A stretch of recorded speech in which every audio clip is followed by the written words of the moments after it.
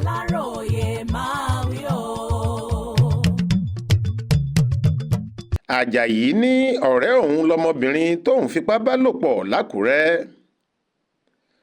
Ọkùnrin ẹni 30 ọdún kan, Lékan Àjàyí, ló ti dèrò ọgbà ẹ̀wọ̀n Olókùúta èyí tó wà nílùú Àkúrẹ́ nípínlẹ̀ Ondo lórí ẹ̀sùn pé ó fipá bá obìnrin ẹni ọdún 17 kan lò pọ̀. Àjàyí ni wọ́n ló fipá ṣe kinní fún ọmọ ọlọ́mọ nínú ilé rẹ̀ tó wà ládùúgbò Abíọ́dún Òkè Àró nílùú Àkúrẹ́ lọ́jọ́ 7 oṣù karùn-ún ọdún 2024 tá a wà yìí.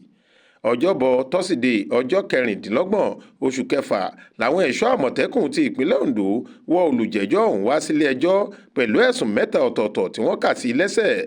Nínú ẹ̀ ní fífipá ní ìbálòpọ̀, ṣíṣe ọmọ ọlọ́mọ léṣe àti dídá egbò sí ọmọbìnrin tá a forúkọ bò láṣìírí náà lára.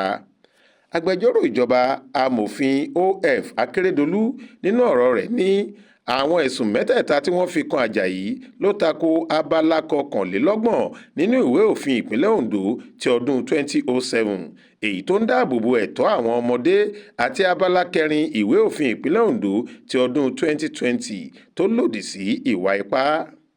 Akérédolú bẹ̀bẹ̀ fún fífi olùjẹ́jọ́ náà pamọ́ sínú ọgbà ẹ̀wọ̀n títí tílé-ẹjọ́ yóò fi rí àmọ̀ràn gbà láti ọ́fíìsì àjọ tó ń gba àwọn adájọ́ nímọ̀ràn.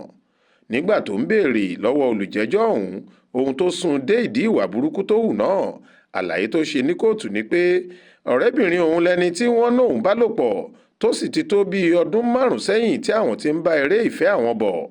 Ó ní òun kò fipá mú un rárá àti pé àjọmọ̀ àwọn méjèèjì ni ohun tí òun ṣe fún un lọ́jọ́ tí wọ́n ń sọ̀rọ̀ rẹ̀ yìí.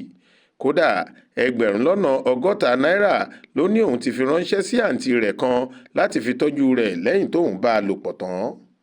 Nígbà tó ń gbé ìpinnu rẹ̀ kalẹ̀, adájọ́ pàṣẹ kí Àjàyí sì lọ́ọ́ máa gbatẹ́gùn lọ́gbà ẹ̀wọ̀n Olókùúta títí di ọjọ́ 12 oṣù keje ọdún 2024 yìí ná, títí tí ìgbẹ́jọ́ yóò fi máa tún tẹ̀síwájú lórí ọ̀rọ̀ rẹ̀. Olúṣèyẹ Ìyádé ló ṣàkójọ ìròyìn yìí fún iléeṣẹ́ tẹlifíṣàn Aláròyé Online TV. Faith Adébọ́lá ló kà á sétí ìgbọ́ yín.